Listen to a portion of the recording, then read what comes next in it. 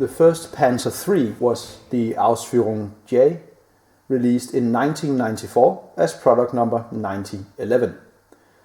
As you can see, this was part of the Imperial series, and it was based on an original kit by Gunze Sangyo, as many from Dragon's Imperial series were.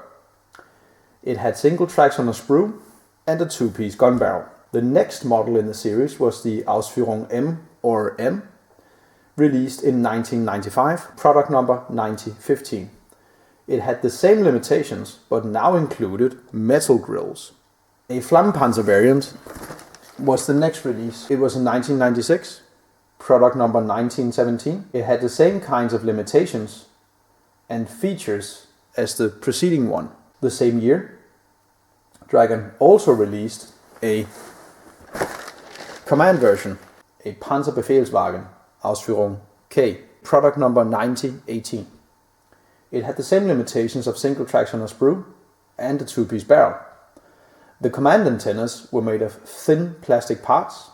However, stainless steel wire was provided for one regular antenna, which seems like a strange choice.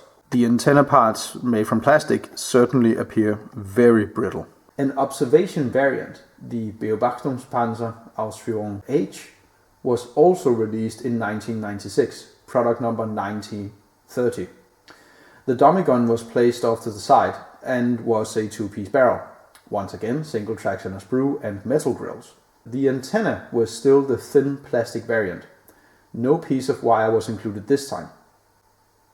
The Imperial series also had a Tauchpanzer or diving panzer in the Panzer III series. It was released in 1996 as well and had product number 9033.